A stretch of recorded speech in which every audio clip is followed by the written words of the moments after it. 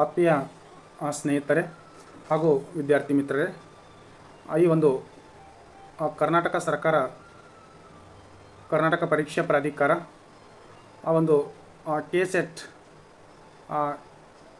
Notification ಮಾಡಿರ್ತಕ್ಕಂಥದ್ದು ನೋಡಿ. ಸಂಖ್ಯೆ EDKA 1 KSET 2026-27ನೇ ಸಾಲಿನ ದಿನಾಂಕ ಬಂದುಬಿಟ್ಟು 10/8/2026 ಈ ಅಧಿಸೂಚನೆ ನೋಡಿ. ಕರ್ನಾಟಕ ರಾಜ್ಯ ಸಹಾಯಕ ಪ್ರಾಧ್ಯಾಪಕರ ಅರ್ಹತಾ ಪರೀಕ್ಷೆ 2026 ಈ ಒಂದು ಸರ್ಕಾರದ ಆದೇಶ ಸಂಖ್ಯೆಗಳ ಮತ್ತು ಹಾಗೂ UGC ನೆಟ್ ಬ್ಯೂರೋ ನವದೆಹಲಿಯವರ ಪತ್ರದ ಸಂಖ್ಯೆ ನೆಟ್ ಆ್ಯಂಡ್ KSET ದಿನಾಂಕ 6/9/2023 ನಿರ್ದೇಶನದಂತೆ ಕರ್ನಾಟಕ ರಾಜ್ಯ ಸಹಾಯಕ ಪ್ರಾಧ್ಯಾಪಕ ಅರ್ಹತಾ ಪರೀಕ್ಷೆ 2026 ದಿನಾಂಕ 11/10/2026 ಭಾನುವಾರರಂದು ಪರೀಕ್ಷಾ ಪ್ರಾಧಿಕಾರದಿಂದ ನಡೆಸಲು ಯೋಜಿಸಲಾಗಿದ್ದು, ಈ ಒಂದು ವೇಳಾಪಟ್ಟಿ ಈ ಕೆಳಗಿನಂತಿರ್ತದೆ.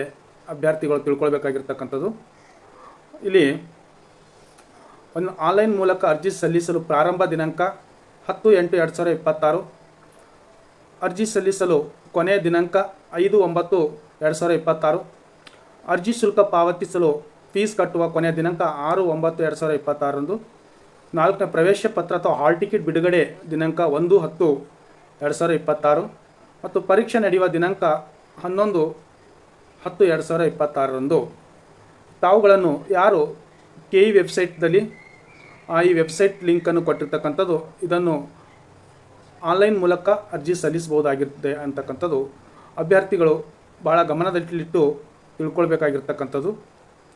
ಇಲ್ಲಿ ನೋಡಿ, KSET 2026ರಲ್ಲಿ 37 ವಿಷಯಗಳನ್ನು ನಡೆಸಲಾದ ಪರೀಕ್ಷಾ ಕೇಂದ್ರಗಳ ವಿವರ ಪುಟ ಸಂಖ್ಯೆ 7-8ರಲ್ಲಿ ನೀಡಲಾಗಿದೆ.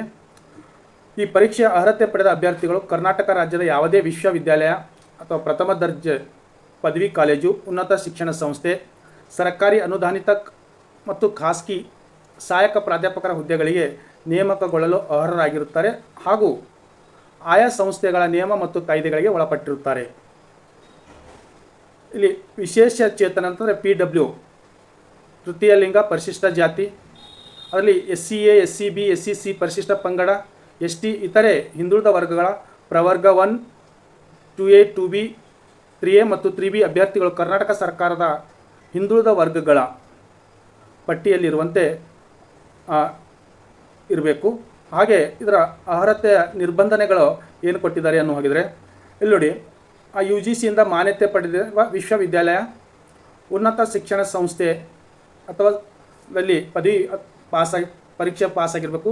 ಸಾಮಾನ್ಯದ ವರ್ಗದ ಅಭ್ಯರ್ಥಿಗಳು 55% ಪಾಸಾಗಿರಬೇಕು. ಹಾಗೆ ಪರಿಶಿಷ್ಟ ಜಾತಿಯಲ್ಲಿ SCA, SCB, SCC ಮತ್ತು ಪರಿಶಿಷ್ಟ ಪಂಗಡ ST, ಶೆಡ್ಯೂಲ್ ಟ್ರೈಬಲ್, ಇತರೆ ಹಿಂದುಳಿದ ಅಭ್ಯರ್ಥಿಗಳಲ್ಲಿ ಪ್ರವರ್ಗ A, second A, third A, B ವಿಶೇಷತೆ ಹೊಂದಿರತಕ್ಕಂಥವ್ರು ಅಭ್ಯರ್ಥಿಗಳು ಮಿನಿಮಮ್ 50% ಅವರು ಅಂಕಗಳನ್ನು ಹೊಂದಿರಬೇಕಾಗಿರ್ತಕ್ಕಂಥದ್ದು. ಇದು 1ನೇ ನಿಯಮ.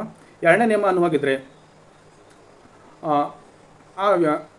ಸ್ನಾತಕೋತ್ತರ ಪದವಿಯಲ್ಲಿ ಪ್ರಸ್ತುತ ಶೈಕ್ಷಣಿಕ ಅಂತಿಮ ವರ್ಷದ ಅಥವಾ ದ್ವಿತೀಯ ವರ್ಷದ ವಿದ್ಯಾರ್ಥಿಯಾಗಿದ್ದು ಅಂತಂದರೆ ಈ MA ಲೆವೆಲ್, ಈ MAಲಿ ಇವರು 4th ಸೆಮ್ ಸ್ಟೂಡೆಂಟ್ ಇದ್ದವರು ಕೂಡ ಏನು ಹಾಕ್ಬೋದು ಅಂತಂದರೆ ಅರ್ಜಿ ಹಾಕ್ಬೋದು ಆಗಿರ್ತಕ್ಕಂಥದ್ದು ಈ ಒಂದು ನಿಯಮ ಹೇಳ್ತಕ್ಕಂಥದ್ದು 2ನೇ ನಿಯಮ. ಅವರು ಕೂಡ ಈ ಪಾಸ್ ಆದರು ಅಂತಂತಂದರೆ ಅವರು ಕನಿಷ್ಠ ಜನರಲ್ ಆಗಿದೆ ಅಂತಂದರೆ 55% ಹೊಂದಿರಬೇಕು ಸಾಮಾನ್ಯ ವರ್ಗದವರು, ಮತ್ತು ಅವರು ಶೆಡ್ಯೂಲ್ ಕಾಸ್ಟ್ ಇತರೆ ಹಿಂದುಳಿದ ವರ್ಗದವರ 50%. ಇವರು KSET ಪರೀಕ್ಷಾ ಫಲಿತಾಂಶದ 2 ವರ್ಷದ ಒಳಗಾಗಿ ಏನಾಗಿರ್ಬೇಕಂತಂದರೆ ಇವ್ರದ್ದು PG ಪೋಸ್ಟ್ ಗ್ರ್ಯಾಜುಯೇಟ್ ಸರ್ಟಿಫಿಕೇಟ್ ಏನು ಪಡ್ಕೊಂಡಿರ್ಬೇಕಂತಕ್ಕಂಥದ್ದು ಈ 2ನೇ ನಿಯಮ ಹೇಳುತ್ತದೆ. ಹಾಗೆ 3ನೇದು ನೋಡಿ, ಸ್ನಾತಕೋತ್ತರ ಪದವಿ ಅಧ್ಯಯನ ಮಾಡಿದ ವಿಷಯದಲ್ಲಿ KSET ಪರೀಕ್ಷೆಯನ್ನು ತೆಗೆದುಕೊಳ್ಳಬೇಕು. ಪ್ರಸಕ್ತ KSET ಅಧಿಸೂಚನೆ ಇಲ್ಲದಿರುವ ವಿಷಯಗಳಿಗೆ ಅಭ್ಯರ್ಥಿಗಳು ವರ್ಷದಲ್ಲಿ 2 ಬಾರಿ ನಡೆಸುವ UGC ಮತ್ತು NET ಪರೀಕ್ಷೆಯನ್ನು ತೆಗೆದುಕೊಳ್ಳಬಹುದಾಗಿರ್ತಕ್ಕಂಥದ್ದು ಅವರು ಇದರಲ್ಲಿ ಸೂಚನೆ ಮಾಡಿರ್ತಕ್ಕಂಥದ್ದು. ಹಾಗೆ 4ನೇದು 1991 ಸೆಪ್ಟೆಂಬರ್ 9 ಒಳಗೆ ಪರೀಕ್ಷೆ ಪೂರ್ಣಗೊಳಿಸಿದವರು ಅವರು ಯಾವುದೇ ರೀತಿಯಲ್ಲಿ ಈ ಒಂದು KCET ಪರೀಕ್ಷೆಯನ್ನು ಬರೀಲಿಕ್ಕೆ ಅವಕಾಶ ಇರುವುದಿಲ್ಲ ಅಂತಕ್ಕಂಥದ್ದು ಹೇಳಿದ್ದಾರೆ. ಹಾಗೆ 5ನೇ ರೂಲ್ಸ್ ಏನು ಹೇಳ್ತದೆ ಅಂತಂದರೆ, ನಿಯಮ ಏನು ಹೇಳ್ತದೆ ಅಂತಂದರೆ, ಇವರು ಯಾವುದೇ ಮೀಸಲಾತಿಯಲ್ಲಿ ಹೊಂದಿದ್ದ ಅಭ್ಯರ್ಥಿಗಳು ಇವರು ಅರ್ಜಿಯನ್ನು ಹಾಕುವಾಗ ಕಡ್ಡಾಯವಾಗಿ ಒಂದು ಪ್ರಮಾಣ ಪತ್ರಗಳನ್ನು ಆದಾಯ ಘೋಷಿಸಿ ಜಾತಿ ಆದಾಯ ಪ್ರಮಾಣ ಪತ್ರಗಳನ್ನು ಏನು ಪ್ರಾಧಿಕಾರ ಅಥವಾ ಇಲಾಖೆಯ ನೀಡಿರ್ತದೋ ಅದು ಕಂಪಲ್ಸರಿ ನೋಂದಣಿ ಮಾಡಿರಬೇಕು. ಅದ್ರ ಪ್ರಕಾರನೇ ಏನಿರ್ತದೆ ಅಂತಂದರೆ ಅವರಿಗೆ ಸರ್ಟಿಫಿಕೇಟ್ ಅಥವಾ ಫೀಸು ಅವಕಾಶ ಇರ್ತಕ್ಕಂಥದ್ದು ಇಲ್ಲಿ ಹೇಳಿರ್ತಕ್ಕಂಥದ್ದು. ಹಾಗೆ 6ನೇದು ವಿಶೇಷ ಚೇತನ ಅಭ್ಯರ್ಥಿಗಳೇ ವಿವಿಧ ವೈಕಲ್ಯತೆ ಅಂದರೆ 40% ಕಡಿಮೆ ಇಲ್ಲದಿರುವುದು, ಅಂದರೆ 40% ಕಡಿಮೆ ಅವರು ವೈಕಲ್ಯತೆ ಇರಬಾರ್ದು ಅಂತಕ್ಕಂಥದ್ದು ಹೇಳ್ತದೆ. ಹಾಗೆ ಆ ಅಂಗವಿಕಲತೆ ಮಟ್ಟದಲ್ಲಿ ವೈದ್ಯಕೀಯ ಮಂಡಳಿ ನೀಡಿದ ವೈದ್ಯಕೀಯ ಪ್ರಮಾಣ ಪತ್ರ UDID ಸಂಖ್ಯೆ ಏನಿದೆಯಲ್ಲ, ಇದು ಅಲ್ಲಿ ತಾವು ಕಂಪಲ್ಸರಿಯಾಗಿ ಅಪ್ಲಿಕೇಶನ್ ಹಾಕುವಾಗ ಈ UDID ಸಂಖ್ಯೆ ನಮೂದಿಸಬೇಕಾಗಿರ್ತಕ್ಕಂಥದ್ದು. ಇದು 6ನೇ ಅಂಶ ಆಗಿರ್ತಕ್ಕಂಥದ್ದು. ಹಾಗೆ 7 ನೋಡಿ, ತೃತೀಯ ಲಿಂಗದ ಮೀಸಲಾತಿ ಕೋರಿದ ಅಭ್ಯರ್ಥಿಗಳು, ತೃತೀಯ ಲಿಂಗದ ವ್ಯಕ್ತಿಗಳು ಹಕ್ಕುಗಳ ರಕ್ಷಣೆ ಅಧಿನಿಯಮ 2019 ಅಧಿನಿಯಮ 2019 ಸೆಕ್ಷನ್ ಪ್ರಕಾರ ಏನು ಹೇಳ್ತದೆ ಅಂತಂದರೆ, ಜಿಲ್ಲಾ ದಂಡಾಧಿಕಾರಿಗಳು ಜಾರಿ ಮಾಡಿರುವ ತೃತೀಯ ಲಿಂಗ ಪ್ರಮಾಣ ಪತ್ರ ಪಡೆದಿರಬೇಕು ಮತ್ತು ಪ್ರಮಾಣ ಪತ್ರ ಸಂಖ್ಯೆಯನ್ನು ಕೂಡ ಅಲ್ಲಿ ನಮೂದಿಸಬೇಕು ಅಂತ ಹೇಳಿರ್ತಕ್ಕಂಥದ್ದು. ಹಾಗೆ ಅರ್ಜಿ ಸಲ್ಲಿಸುವ ಅಭ್ಯರ್ಥಿಗಳ ಪ್ರಮಾಣ ಪತ್ರ ಯಾವುದೇ ಹಂತದಲ್ಲಾದರೂ ಸುಳ್ಳು ಎಂದು ಸಾಬೀತಾದರೆ ಅಂಥ ಅಭ್ಯರ್ಥಿ ತತ್ವವನ್ನು ರದ್ದುಗೊಳಿಸಲಾಗುತ್ತದೆ ಎಂದು ಮತ್ತು ಅದರ ಜೊತೆಗೆ ವಿರುದ್ಧ ಕಾನೂನು ಕ್ರಮವನ್ನು ಜರುಗಿಸಲಾಗಿದೆ ಅಂತ ಇಲಾಖೆಯವರೇ ಹೇಳಿರ್ತಕ್ಕಂಥದ್ದು. ಹಾಗೆ ಮುಂದುವರೆದು ನೋಡು ಹಾಗಿದ್ರೆ, ಇದು ಹೊರ ರಾಜ್ಯದ ಅಭ್ಯರ್ಥಿಗಳಿಗೆ ಸಂಬಂಧಪಟ್ಟಿರ್ತಕ್ಕಂಥದ್ದು. ಅದು ನೀವು ಯಾರು ಹೊರ ರಾಜ್ಯದವರು ಇದ್ದವರು ಅವರಿಗೆ ಸಂಬಂಧಪಟ್ಟ, ಇಲ್ಲಿ ಇಂಟರ್ ಸ್ಟೇಟ್ ಕರ್ನಾಟಕದ ಒಳಗಡೆ ಇದ್ದವರಿಗೆ ಇದು ಯಾವುದೇ ನಿಯಮ ಅಪ್ಲೈ ಆಗೋದಿಲ್ಲ. ಕ್ರಮ ಸಂಖ್ಯೆ 8 ಮತ್ತು 9ನೇ ನೋಡಿ, ಅಭ್ಯರ್ಥಿಗಳು ಪ್ರವೇಶ ಪಡೆದ ಕಾರಣ ಕರ್ನಾಟಕ ಪರೀಕ್ಷಾ ಪ್ರಾಧಿಕಾರ ಅವರ ಅರ್ಹತೆ ಅಭ್ಯರ್ಥಿಯಾಗಿ ಪರಿಗಣಿಸಿದೆ ಎಂದು ತಿಳಿಯಬಾರದು. ಅಲ್ಲಿ ಕೆಲವೊಂದು ಏನೇ ಪರಿಶೀಲನೆ ಸಂದರ್ಭದಲ್ಲಿ ಅಭ್ಯರ್ಥಿತನ ಯಾವುದೇ ನ್ಯೂನತೆಗಳು ಬಂದರೂ ಕೂಡ ಅಲ್ಲಿ ಇಲಾಖೆನೇ ತೆಗೆದು ಹಾಕ್ತಾ ಅಂತಕ್ಕಂಥ ಮಾತನ್ನು ಹೇಳಿರ್ತಕ್ಕಂಥದ್ದು. 10ನೇ ನೋಡಿ, KCET ಪರೀಕ್ಷೆ ಯಾವುದೇ ಒಂದು ವಿಷಯದ ಅರ್ಹತೆ ಪಡೆದ ಅಭ್ಯರ್ಥಿಗಳು ಮುಂಬರುವ KCET ಪರೀಕ್ಷೆಗೆ ಅದೇ ವಿಷಯದಲ್ಲಿ, ಅಂದರೆ ಈಗ ತಾನೇ ಯಾವುದೋ ಒಂದು ವಿಷಯದಲ್ಲಿ KCET ಪಾಸ್ ಆಗಿ, ಹೌದಾ, ಆ KCET ಪಾಸ್ ಆದವರು ಮತ್ತೆ KCET ಅಪ್ಲಿಕೇಶನ್ನ ಹಾಕೋದಕ್ಕೆ ಇಲ್ಲಿ ಯಾವುದೇ ರೀತಿ ಅವಕಾಶ ಇರುವುದಿಲ್ಲ ಅಂತಕ್ಕಂಥದ್ದು. ಒಂದೇ ಸಲ ಈ KCET ಪಾಸ್ ಆದವರು ಮತ್ತೊಂದು ಸಲ ಅದೇ ವಿಷಯದಲ್ಲಿ ಬರೀಲಿಕ್ಕೆ ಅವಕಾಶ ಇಲ್ಲ. ಒಂದು ವೇಳೆ ಹಾಗೇನಾದರೂ ಬರೆದಿದ್ದಾರೆ ಅವರ ಒಂದು ಅರ್ಹತೆ ಪಡೆದಿರ್ತಕ್ಕಂಥ ಈಗ ತಾನೇ ಪಾಸಾಗಿರ್ತಕ್ಕಂಥ KCET ರದ್ದುಗೊಳಿಸಲಾಗುತ್ತದೆ ಮತ್ತು ಹಿಂದೆ ಪಡೆದಿರುವ KCET ಪರೀಕ್ಷೆ ಅರ್ಹತೆ ಕೂಡ ಡಿನೋಟಿಫಿಕೇಷನ್ ಹಿಂಪಡೆಯಲಾಗುತ್ತದೆ ಅಂತಕ್ಕಂಥದ್ದು ಹೇಳಿದ್ದಾರೆ. ಹಾಗೆ ನೋಡಿ, ಈ ಭಾರತೀಯ ವಿಶ್ವವಿದ್ಯಾಲಯ ಸಂಸ್ಥೆ ನೀಡುವ 2 ವರ್ಷದ ಸ್ನಾತಕೋತ್ತರ ಡಿಪ್ಲೊಮಾ ಪ್ರಮಾಣ ಪತ್ರ ಅಥವಾ ವಿದೇಶಿ ವಿಶ್ವವಿದ್ಯಾಲಯ ಸಂಸ್ಥೆಗಳು ನೀಡುವ ವಿದೇಶಿಯ ಪದವಿ ಡಿಪ್ಲೊಮಾ ಪ್ರಮಾಣ ಪತ್ರ ಹೊಂದಿರುವ ಅಭ್ಯರ್ಥಿಗಳು ತಮ್ಮ ಹಿತದೃಷ್ಟಿಯಿಂದ ಮಾನ್ಯತೆ ಪಡೆದ ಭಾರತೀಯ ಸ್ನಾತಕೋತ್ತರ ಪದವಿಯೊಂದಿಗೆ ತಮ್ಮ ಡಿಪ್ಲೊಮಾ ಪ್ರಮಾಣ ಪತ್ರದ ಸಮಾನತೆಯನ್ನು ಇರಬೇಕು ಅಂತ ಹೇಳಿದ್ದಾರೆ.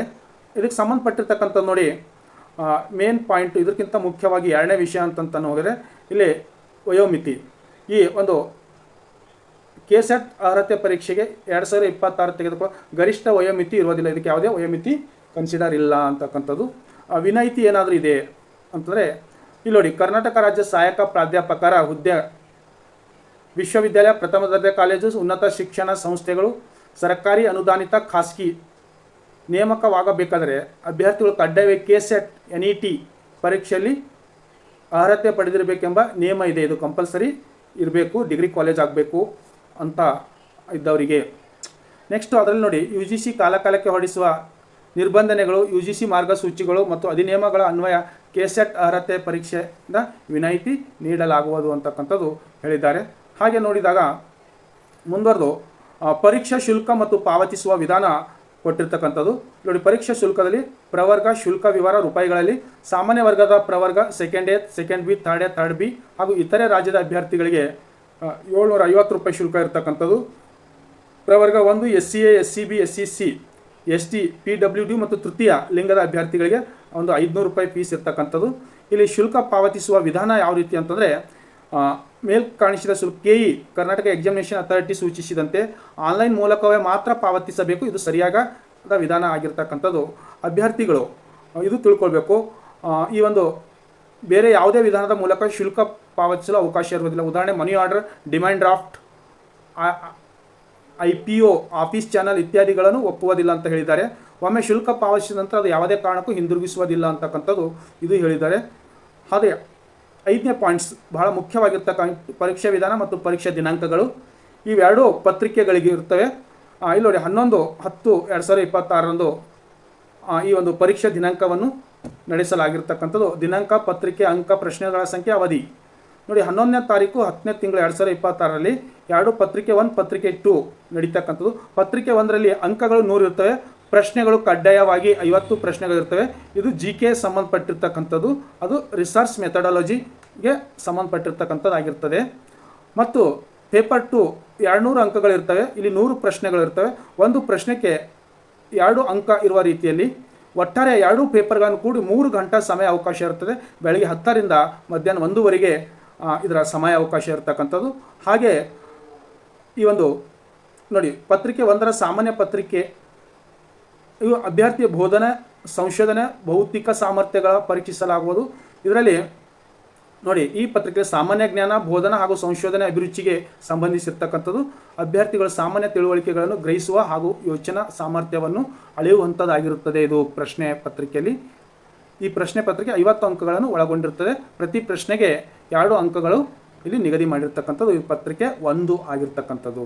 ಪತ್ರಿಕೆ 2 ನೋಡಿದಾಗ ಇಲ್ಲಿ ಯಾವ ವಿಷಯದಲ್ಲಿ ನೀವು KSET ಬರಲಿಕ್ಕೆ ಅರ್ಹತೆ ಆಗಿರ್ತಾರೋ ಅಂದರೆ PG ವಿಷಯ, ಉದಾಹರಣೆಗೆ ಪೊಲಿಟಿಕಲ್ ಸೈನ್ಸ್, ಎಕನಾಮಿಕ್ಸ್, ಸೋಷಿಯಾಲಜಿ, ಹೌದಾ, Hindi, English or Kannada, any one total ಈ ಒಂದು 36 ಸಬ್ಜೆಕ್ಟ್ಗಳಲ್ಲಿ ಯಾವುದು ಬರೆದಿರ್ತಾರೋ ಆ ಸಬ್ಜೆಕ್ಟ್ ನಿಮ್ಮದು ಮೇನ್ ಪತ್ರಿಕೆ ಆಗಿರ್ತಕ್ಕಂಥದ್ದು. ತಾವುಗಳನ್ನು ತಿಳ್ಕೊಳ್ಬೇಕಾಗಿರ್ತಕ್ಕಂಥದ್ದು.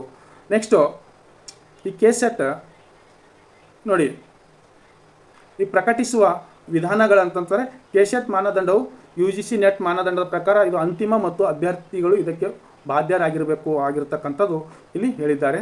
ಇವೆರಡೂ ಪತ್ರಿಕೆಗಳ ಅಂತಂದರೆ ಪೇಪರ್ 1, ಪೇಪರ್ 2 ನಿರ್ದಿಷ್ಟ ಅಂಕಗಳನ್ನು ಪಡೆದಿರಬೇಕಾಗಿರ್ತಕ್ಕಂಥದ್ದು. ಇಲ್ಲಿ ಕಡ್ಡಾಯವಾಗಿ ಇದಕ್ಕಿಷ್ಟು ಅಂತಕ್ಕಂಥದ್ದು ಯಾವುದೇ ರೀತಿ ಇಲ್ಲಿ ಇರುವುದಿಲ್ಲ. ಇಲ್ಲಿ ಕ್ಯಾಟಗಿರಿಗಳು ಪಡೆಯಬೇಕಾದ ಕನಿಷ್ಠ ಪ್ರತಿಶತ ಅಂಕಗಳು. ಜನರಲ್ GMದವರಿಗೆ ಪೇಪರ್ 1ರಲ್ಲಿ, ಪೇಪರ್ 2 ಎರಡನ್ನು ಕೂಡಿಕೊಂಡು 2 ಪತ್ರಿಕೆಯಲ್ಲಿ ಒಟ್ಟು 40% ಅಂಕಗಳನ್ನು ಪಡಿಬೇಕಾಗಿರ್ತಕ್ಕಂಥದ್ದು. ಈ SC ST ಮತ್ತು ಶೆಡ್ಯೂಲ್ ಕಾಸ್ಟ್ ಕ್ಯಾಟಗರಿ 1 ಇವರೆಲ್ಲರೂ ಕೂಡ ಪತ್ರಿಕೆ 2 ಸೇರಿ ಒಟ್ಟು 35 ಅಂಕಗಳನ್ನು ಪಡಿಬೇಕಾಗಿರ್ತಕ್ಕಂಥದ್ದು ಆಗಿದೆ. ಒಟ್ಟಾರೆ ಇದನ್ನು ಆಯ್ಕೆ ಮಾಡ್ಕೊ ಹಂತ 1ರಲ್ಲಿ ನೋಡಿ ಸಹಾಯಕ ಪ್ರಾಧ್ಯಾಪಕರ ಅರ್ಹತೆ ಸಂಖ್ಯೆ ಟೋಟಲ್ ಸಾಲಿಡ್ಸ್ ಒಟ್ಟು 2 ಪತ್ರಿಕೆಗಳನ್ನು 1 ಮತ್ತು 2 ಪತ್ರಿಕೆಗಳ ಹಾಜರಾದ ಅಭ್ಯರ್ಥಿಗಳಲ್ಲಿ 6% ಸಂಖ್ಯೆಗೆ ಸಮನಾಗಿರುತ್ತದೆ ಅಂತಕ್ಕಂಥದ್ದು. 2ನೇ ಹಂತ ನೋಡಿ ಈ ಒಟ್ಟು ಸ್ಲಾಟ್ಗಳ 2 ಪ್ರಶ್ನೆ ಪತ್ರಿಕೆಗಳು ಹಾಜರಾದ ಹಂತ 1 ಪೂರ್ಣಗೊಳಿಸಿ ಅಭ್ಯರ್ಥಿಯ ಒಟ್ಟು ಅಂಕಗಳು ಆಧಾರದ ಮೇಲೆ ಅರ್ಹತಾ ಪಟ್ಟಿಯ ವಿಷಯವಾರು ಮತ್ತು ಪ್ರವರ್ಗವಾರು ಸಿದ್ಧಪಡಿಸಲಾಗಿರುತ್ತದೆ ಅಂತಕ್ಕಂಥದ್ದು ಇಲ್ಲಿ ಹೇಳಿದ್ದಾರೆ. ಈ ರೀತಿ ಹೇಳಿರ್ತಕ್ಕಂಥ ಇದಕ್ಕೆ ಸಾಮಾನ್ಯವಾಗಿ ಯಾವ ರೀತಿ ಒಂದು ಕೆಲವು ಸೂತ್ರಗಳಿವೆ ಅನ್ನೋ ಹಾಗಿದ್ರೆ ನೋಡಿ ಆಯ್ಕೆ ಮಾಡಲಿಕ್ಕೆ ವಿಧಾನ ಈ ಕೆಳಕಂಡ ಸೂತ್ರ ಪ್ರಕಾರ ಹಾಗೂ ವರ್ಗವಾರು ಹಂಚಿಕೆ ಮಾಡಲಾಗುತ್ತದೆ. ಸಾಮಾನ್ಯ ವರ್ಗದ ಅಭ್ಯರ್ಥಿಗಳಿಗೆ ನೋಡಿ ಒಂದು ವಿಷಯದಲ್ಲಿ ಸಾಮಾನ್ಯ ವರ್ಗದ ಅರ್ಹತೆ ಪಡೆಯಬೇಕಾದ ಅಭ್ಯರ್ಥಿಗಳ ಸಂಖ್ಯೆ = ಆ ವಿಷಯದಲ್ಲಿ ಒಟ್ಟು 40% ಅಥವಾ ಹೆಚ್ಚು ಅಂಕ ಗಳಿಸಿರುವ ಸಾಮಾನ್ಯ ಅಭ್ಯರ್ಥಿಗಳ ಸಂಖ್ಯೆ ಇಲ್ಲಿ ಕೊಟ್ಟಿದ್ದಾರೆ ಭಾಗಿಸು ಎಲ್ಲ ವಿಷಯದಲ್ಲಿ ಸೇರಿಸಿ ಒಟ್ಟು 40% ಅಥವಾ ಹೆಚ್ಚು ಅಂಕಗಳು ಗಳಿಸಿರುವ ಸಾಮಾನ್ಯ ವರ್ಗದ ಅಭ್ಯರ್ಥಿಗಳ ಒಟ್ಟು ಸಂಖ್ಯೆ. ಇವುಗಳು ಭಾಗಿಸಿ ಇಲ್ಲಿ ಮುಂದುವರೆದು ಏನು ಮಾಡಬೇಕು, ಇಂಟು ಮಾಡಬೇಕು. ಅಲ್ಲಿ ಇಂಟು ಮಾಡಿದಾಗ ಸಾಮಾನ್ಯ ವರ್ಗದಲ್ಲಿ ಎಲ್ಲ ವಿಷಯಗಳು ಸೇರಿಸಿ ಅರ್ಹತೆ ಪಡೆಯಬೇಕಾಗಿರೋ ಒಟ್ಟು ಅಭ್ಯರ್ಥಿಗಳ ಸಂಖ್ಯೆ ಗೊತ್ತಾಗ್ತದೆ ಅಂತಕ್ಕಂಥದ್ದು ಇದು ಸಾಮಾನ್ಯ ವರ್ಗಕ್ಕೆ ಸಂಬಂಧಪಟ್ಟಿದ್ದಾರೆ.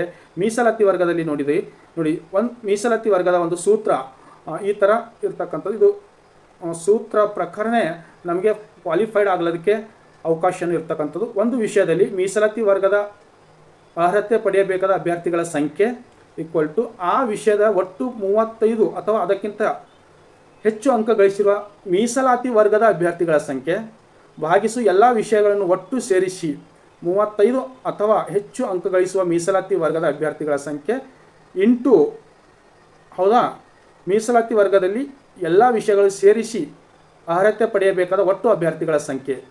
ಈ ರೀತಿ ಸೂತ್ರದ ಮುಖಾಂತರ ಆಯ್ಕೆ ಮಾಡಲಾಗುತ್ತದೆ. ಇಲ್ಲಿ ತಾವು ತಿಳ್ಕೊಳ್ಬೇಕು ಅಂತ ಹೋದರೆ ಒಟ್ಟಾರೆ ವಿಷಯಗಳು 37 ವಿಷಯಗಳನ್ನು ಒಳಗೊಂಡಿರ್ತಕ್ಕಂಥದ್ದು. ಆ ವಿಷಯದ ಹೆಸರು, ವಿಷಯದ ಕೋಡ್ ಮತ್ತು ಪ್ರಶ್ನೆ ಪತ್ರಿಕೆ ಆವೃತ್ತಿ ವಿವರಗಳು ಈ ಕೆಳಕಂಡಂತೆ ಇರುತ್ತದೆ. ತಾವು ತಿಳ್ಕೊಳ್ಬೇಕಾಗಿದ್ದು ಇಲ್ಲಿ ನೋಡಿ, ವಾಣಿಜ್ಯಶಾಸ್ತ್ರ, ಕನ್ನಡ, ಅರ್ಥಶಾಸ್ತ್ರ, ಇಂಗ್ಲೀಷ್, ರಾಜ್ಯಶಾಸ್ತ್ರ, ಇತಿಹಾಸ, ಸಮಾಜಶಾಸ್ತ್ರ, ಭೂಗೋಳಶಾಸ್ತ್ರ, ಹಿಂದಿ, ನಿರ್ವಹಣೆ, ಮ್ಯಾನೇಜ್ಮೆಂಟ್, ಪ್ರವಾಸೋದ್ಯಮ ಮತ್ತು ಆಡಳಿತ ನಿರ್ವಹಣೆ, ಶಿಕ್ಷಣ, ಇದ್ರ ಎದುರುಗಡೆ ಇರ್ತಕ್ಕಂಥದ್ದು ಇದು ಕೋಡ್ಗಳ, ವಿಷಯದ ಕೋಡ್ಗಳಾಗಿರ್ತಕ್ಕಂಥದ್ದು ತಾವು ತಿಳ್ಕೊಳ್ಬೇಕು. ಇಲ್ಲಿ ಪ್ರಶ್ನೆ ಪತ್ರಿಕೆ ಕನ್ನಡ ಅಥವಾ ಇಂಗ್ಲೀಷ್ ಆವೃತ್ತಿಯಲ್ಲಿ ಬರ್ತಕ್ಕಂಥದ್ದು ಆಗಿದೆ.